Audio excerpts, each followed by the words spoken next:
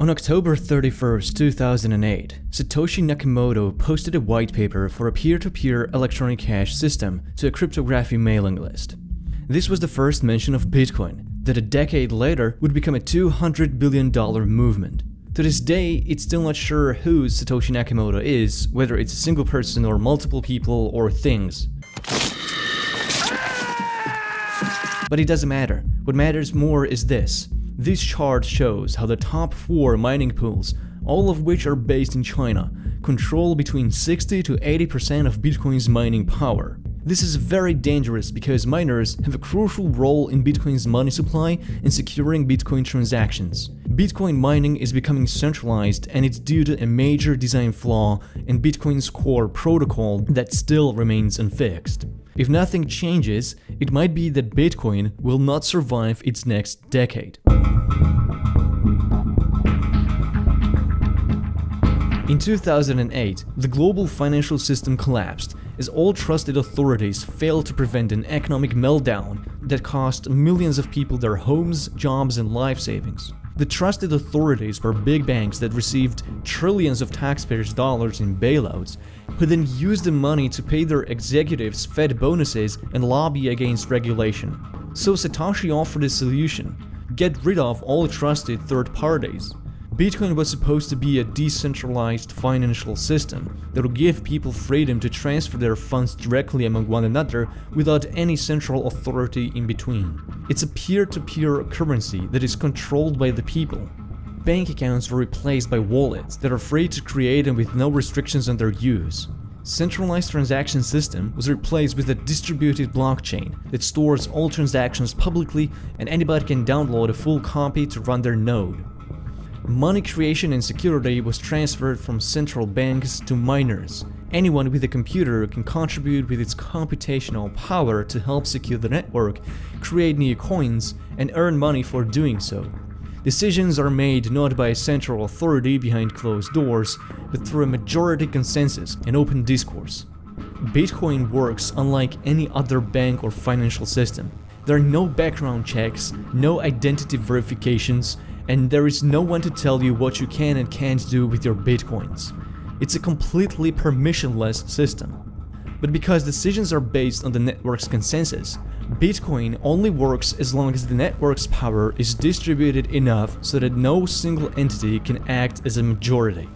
Today, much of Bitcoin mining power is concentrated in China, which when taken as a single entity could easily exercise unilateral control over the network.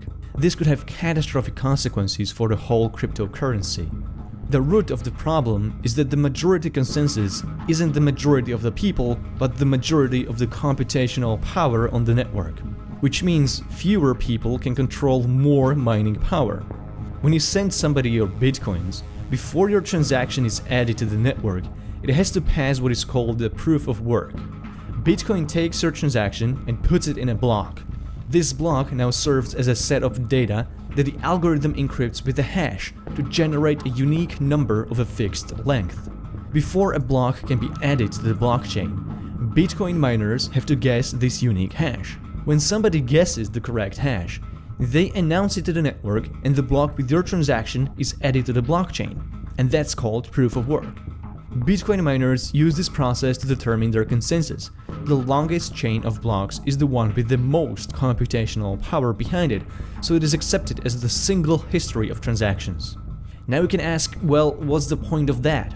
In the absence of a central authority controlling and securing transactions, Bitcoin has to somehow make it too difficult and costly for anyone trying to go back and double spend their Bitcoins or retrospectively tamper with past transactions. Because each block is uniquely hashed, if they made the slightest change in a single transaction, it would generate a new hash for the block, and they would have to redo the proof of work for that block. And because hash values of subsequent blocks are dependent on the hash values of the previous ones, they'd have to redo proof of work for the subsequent blocks too. It's a clever design.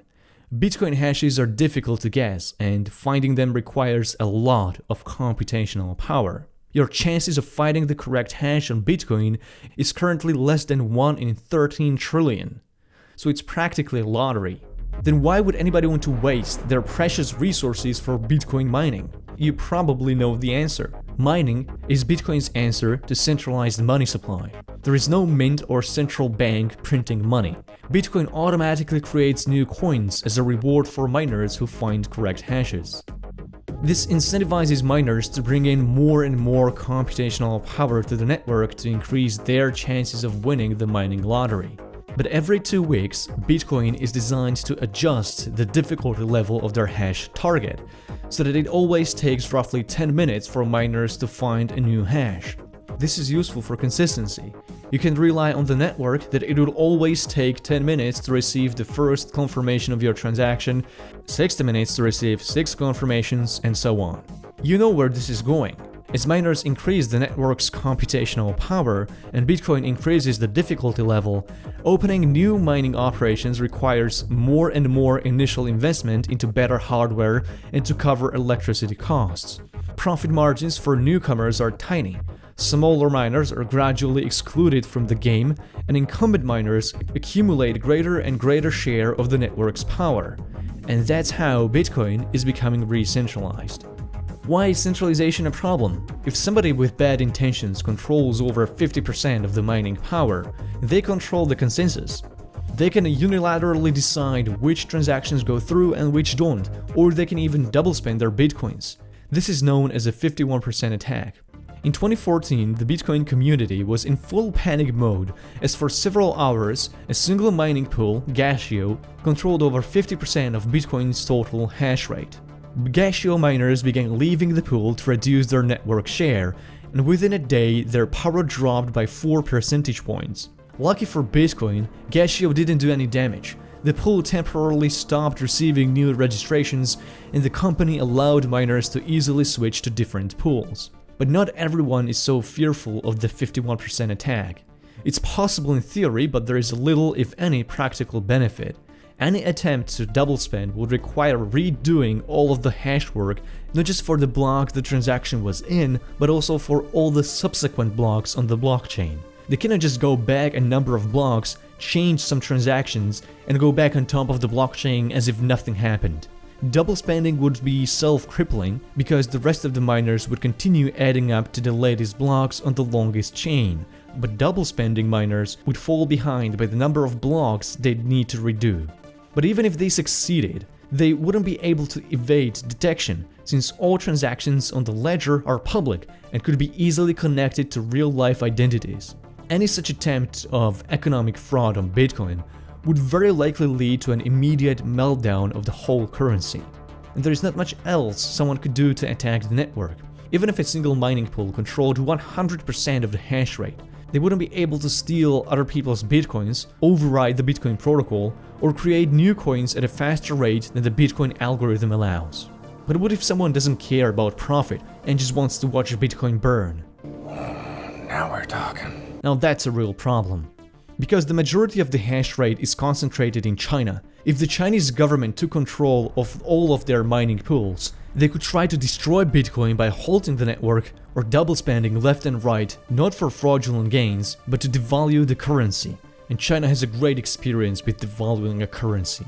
China is not going away anytime soon, as they also dominate Bitcoin trading. What's worrying is that Bitcoin isn't big in China for its potential for a libertarian revolution. China is interested in its blockchain technology that has wide arrays of potential implementation, especially in science, logistics, and urban development. In China, there is little ideological motive to secure the existence of Bitcoin as an ultimate tool of economic liberation.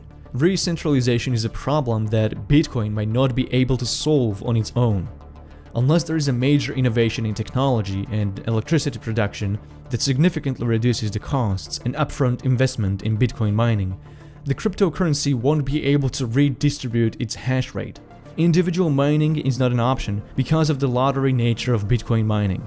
Miners join mining pools to increase their chance of earning Bitcoins, which the pools then redistribute among participating miners according to their individual hash rate. The problem is that when individual miners join mining pools, they are surrendering their control over construction of blocks and decision on which transactions go in and which don't. Proposed solutions are to strip pools of their control and give it to individual miners. But any such implementation would require that enough miners switch to new pools that support the change of rules, or that existing pools implement them at their own will. The fears of a 51% attack shouldn't be dismissed just because they can hardly be economically feasible. The fact that at any given moment, China could control up to 80% of Bitcoin mining should be a #1 concern for anyone who wants Bitcoin to go mainstream. The movement behind Bitcoin will not work if at any point an authoritarian government can clamp it down. Centralized financial systems can't be trusted, and principles behind Bitcoin are the last beacon of a decentralized internet.